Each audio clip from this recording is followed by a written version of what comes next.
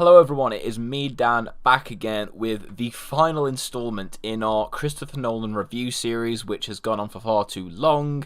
Again, I would be here explaining the long absence between this and the last upload, but you know the deal here, university, COVID, yep. We're here talking about the final film in the Christopher Nolan filmography that I need to review on this channel, and that is Interstellar. Probably Nolan's most ambitious film to date. Of course, let me know your thoughts on Interstellar down below in the comment section. What you think about this film, again, is one of those that I'm very intrigued to see what opinions you guys have on this film, because I've seen very varying opinions on terms of if people like this movie or do not like this film. But with that out of the way, let's get into Interstellar. So the story of this film takes place in a world where Earth is slowly dying and becoming unsustainable as a home planet for the future generation, and so our main character of Cooper, who is a former pilot, he is sent with a space crew into a mission in space to find another habitable planet for humanity to survive on, whilst at the same time he's battling through a race against time to achieve this end goal and get back home to his family. In terms of the positives for this film, this is easily, like I mentioned earlier, the biggest Nolan film in terms of the scale of this one. I mean, the man goes to space. You can't really outdo that. And you can tell this is very much Nolan's ode to 2001: A Space Odyssey, just with a lot of the visuals in this film and the very classic practical feel that the film has going for it, which I absolutely love. It's honestly staggering when you watch the behind the scenes and you see how much of this was made practically, because when you watch it in film, it looks absolutely breathtaking, some of the stuff here. How many of these locations were actually built, that actually existed, is honestly crazy, but it just makes these environments feel so real, and the cinematography of it all the way is captured is absolutely brilliant. The performances as well in this film throughout the entire cast are all fantastic, but the two characters I wanted to highlight were Murph and Cooper, who really are kind of the linchpin of this entire film. You've got, of course, Cooper, the main character of the film, played by Matthew McConaughey. This was really in the midst of him really proving himself as an amazing dramatic actor. I believe this was shortly after he'd won the Oscar after Dallas Buyers Club,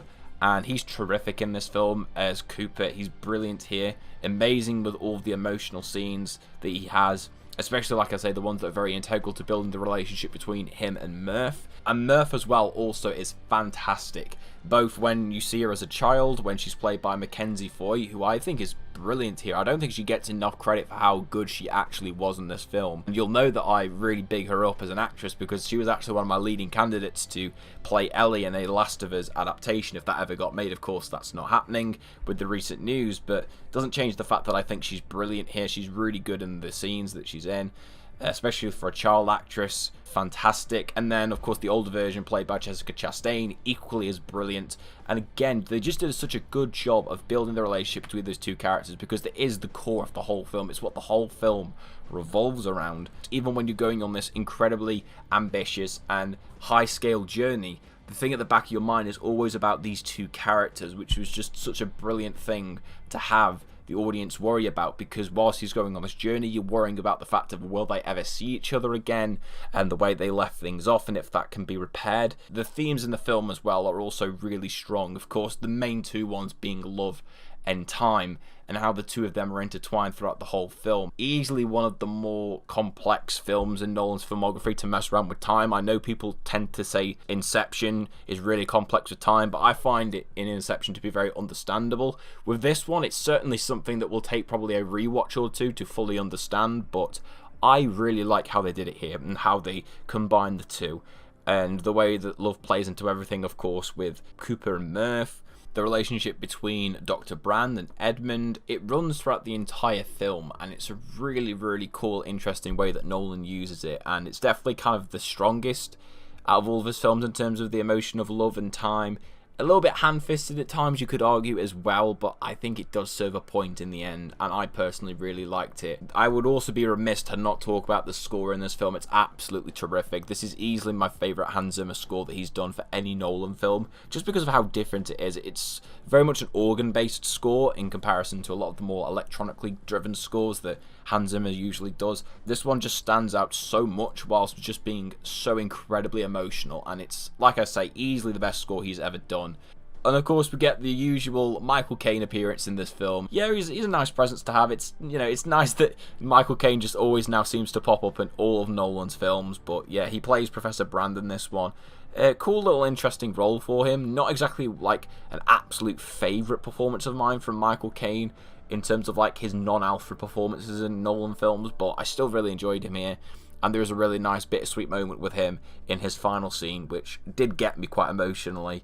I mean, it is Michael Caine after all. The man is a legend when it comes to acting, so you expect nothing less. In terms of negatives for Interstellar, I only really have one, but unfortunately it is quite a big one, and it's what stops this film from being a masterpiece, which is what it is very close to being for me personally after this most recent rewatch, and that is the runtime. This film unfortunately does drag in quite a few spots. It's Nolan's longest film at 169 minutes. That's 11 minutes shy of 3 hours, and unfortunately you do feel that. There are definitely a few scenes in the film where the movie almost just feels like it's stagnating along to get to the next plot beat, and it can't really quite grab your intrigue completely. I felt this quite a fair amount during the middle section of the film when we're on the second planet, I believe, that we visit. I can't remember the name off the top of my head, but that section did drag a little bit too long.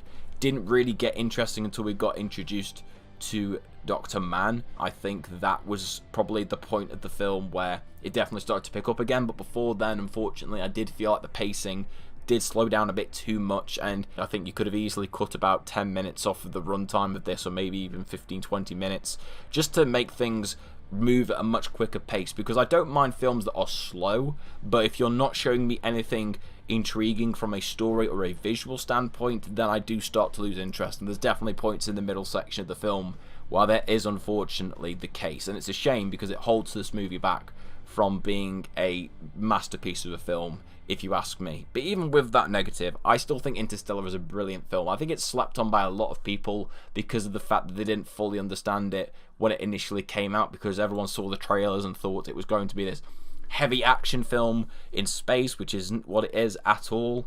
I really enjoyed this one. I think I appreciated it a lot more on this second rewatch than I did the first time around, but I still really enjoyed this film. I think it's absolutely fantastic. I'm actually going to give this film a score of a 9 out of 10. I really like this film. Again, the runtime unfortunately does stop it from going up to a 10 or even a 9.5 for me personally, but I still really like this. This is easily one of my favourite space films that I've ever seen. Slept on by a lot of people, and definitely worth a rewatch if you've not seen it in quite some time. So thank you very much for watching my video, and of course, like I mentioned earlier, that concludes the entire series.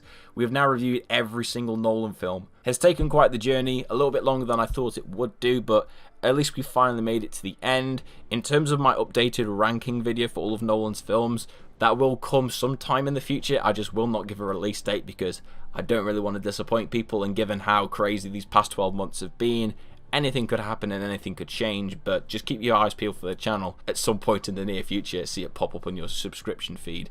Which reminds me, if you are not already subscribed to this channel, please go ahead and do so you can stay up to date with any new content that I upload here. Make sure to leave a like on the video, share it around with your friends, and I'll hope to see you all again next time.